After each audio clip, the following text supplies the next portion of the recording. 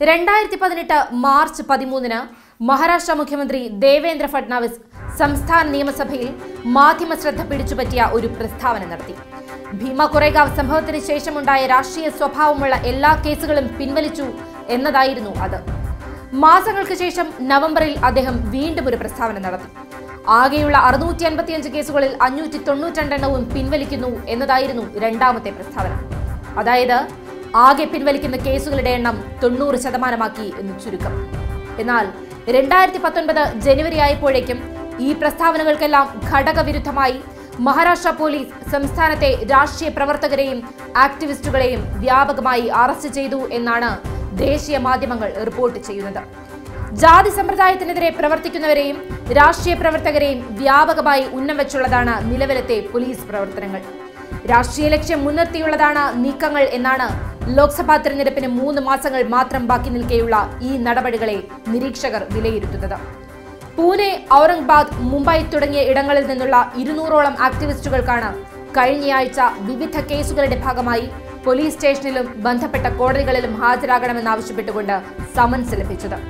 Republican party of India, BSP, Bharat Bahujan Mahasangh, BRSP എന്നീ party പ്രവർത്തകരാണ് നിയമ നടപടി നേരിടുന്ന ഭൂരിപക്ഷം ആളുകളും എന്നതാണ് സംശയം വർദ്ധിപ്പിക്കുന്നത്.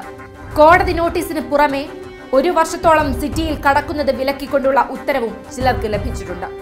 നിയമസഭയിൽ മുഖ്യമന്ത്രി രാഷ്ട്രീയ കേസുകൾ പിൻവലിക്കും എന്ന പ്രസ്താവന നടത്തിയത് മുഖവിലക്കെടുക്കാതെയാണ് പോലീസ് നടപടികൾ. സാമൂഹ്യ പ്രവർത്തകരെ തെരഞ്ഞുപിടിച്ച് അറസ്റ്റ് ചെയ്യുകയും അവഹേളിക്കുകയും ചെയ്യുന്ന കാഴ്ചയാണ് സംസ്ഥാനത്തുടനീളം ഇപ്പോൾ കാണാൻ സാധിക്കുന്നത് എന്നാണ് മാധ്യമങ്ങളും ചൂണ്ടിക്കാണിക്കുന്നത്.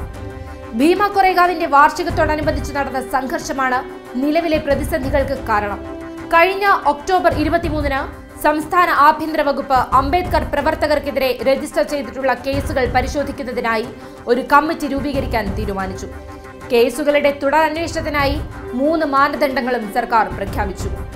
ഒരാൾക്കെതിരെ മനഃപൂർവ്വം ആക്രമണം നടത്തുക, 10 ലക്ഷത്തിന് മുകളിൽ പൊതുസ്വത്തിന് നാശനഷ്ടമുണ്ടാക്കിയ ആക്രമണങ്ങൾ, പോലീസ് ഉദ്യോഗസ്ഥരെ ആക്രമിച്ച കേസുകൾ തുടങ്ങിയവയാണ് സർക്കാർ പരിഗണിക്കുന്ന മാനദണ്ഡങ്ങൾ.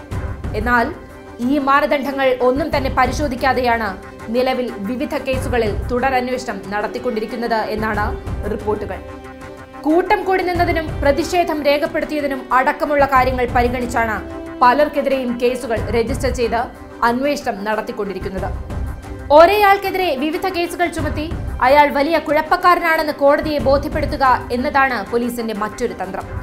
ജില്ലകൾ തോറും അവർ ഇത്തരം ആളുകളെ നോട്ടമിട്ട് കഴിഞ്ഞു.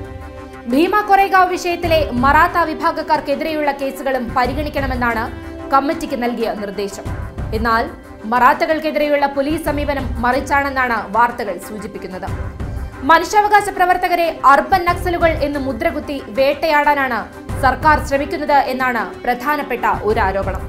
തെരഞ്ഞെടുപ്പ് അടുത്തിരിക്കുന്ന സാഹചര്യത്തിൽ ആശയങ്ങൾക്ക് പകരം കയ്യൂക്കുകൊണ്ട് എതിർ വിഭാഗങ്ങളെ നേരിടാൻ ശ്രമിക്കുന്നത് ജനാധിപത്യ മര്യാദയല്ല. അധികാരം ഉപയോഗിച്ച് കാട്ടിക്കൂട്ടുന്ന ഈ അതിക്രമങ്ങൾ വോട്ടവകാശം കൊണ്ട് ചോദ്യം ചെയ്യപ്പെടും എന്ന തിരിച്ചറിവാണ് അധികാരികൾക്ക് ഉണ്ടാകേണ്ടത്.